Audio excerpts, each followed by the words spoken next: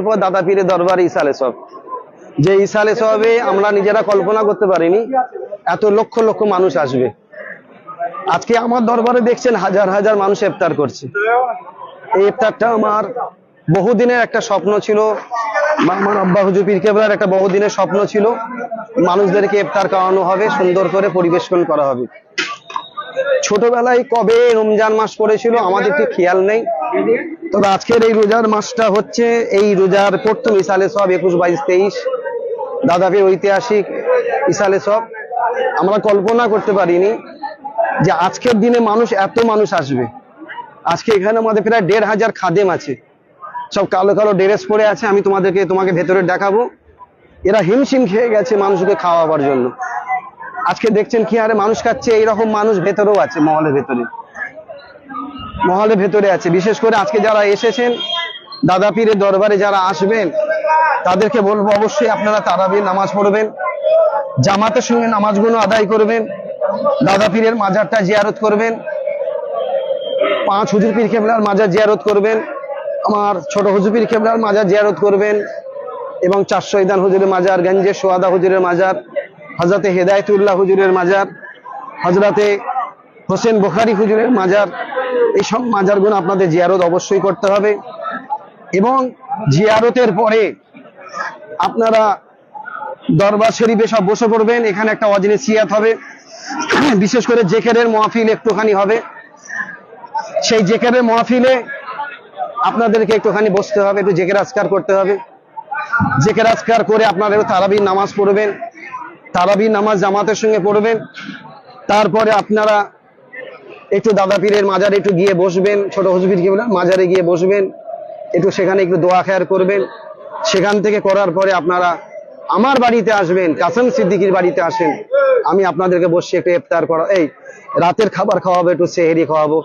সেহরির ইন্তেজাম ইনশাল্লাহ আমি বিরাট আকারে করেছি। আমার আব্বা হুজুর পীর কেবলা করেছেন, আমার 4 ভাই করেছেন, মাশাআল্লাহ বহু ইন্তেজাম করা হয়েছে, রাতের খাবার করা হয়েছে। বিশেষ করে আমরা মানুষকে বিরিয়ানি খাওয়াতে চাচ্ছি না। অনেক মানুষ বলেছে যে আমরা বিরিয়ানি খাবো, কিন্তু আমরা দেখলাম যে বিরিয়ানি খেলে মানুষের একটা কষ্ট হবে, টেস্ট লাগবে, পানি পিপাসা লাগবে। তাই আমি সবাইকে একটুখানি সবজি ভাত এবং তাদের সঙ্গে একটু গরুর গোশত ব্যবস্থা করা হয়েছে, একসঙ্গে একটু মানুষগুলো খাওয়াবো। একটু আমি ভেতরে নিয়ে যাই, এসে শশাটা দিয়ে দাও রেখুনি। একে দিচ্ছ কেন? ঘরে নিয়ে যাবে তো, হাও হাও করে দিচ্ছ একে। চলো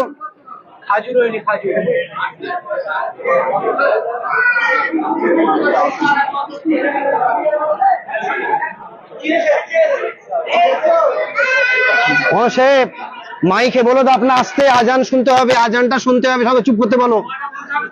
হ্যাঁ বলবে, আজানটা শোনার জন্য একটু চুপ করতে বলো সবাইকে।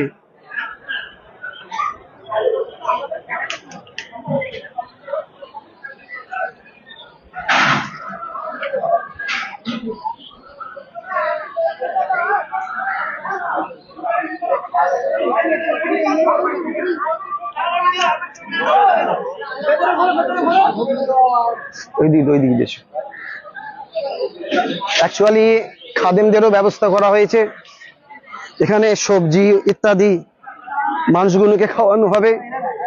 যারা এইসব এই খাদেম বসে আছে তাদের একটা আলাদা ব্যবস্থা করা হয়েছে। যত খাদেম আছেন তাদেরকে আলাদা একটু ব্যবস্থা করা হয়েছে। তারা একটু আলাদা ভাবে, যেহেতু তারা সকাল থেকে অত্যাধিক পরিশ্রম করছে, ফল কাটা থেকে শুরু করে এবং রান্না বান্না কাজ। বাবুর্চিরাও আছেন, বাবুর্চিদেরকে খাওয়ানোর ব্যবস্থা করানো হচ্ছে। খাদেমদেরকে একটু আলাদা ব্যবস্থা করা হয়েছে যাতে মানুষগুলোকে একটুখানি সুন্দর একটা পরিষেবা দিয়ে। 3 দিন ইসালে সবে দাদা পীরের মহব্বতের মানুষ যারা যারা আসবেন অবশ্যই তারা, যারা বাইকে করে আসবে তারা অবশ্যই হেলমেট পরে আসবেন। আর যারা 4 চাকায় আসবে তারা অবশ্যই গাড়ি কাগজপত্র নিয়ে আসবে।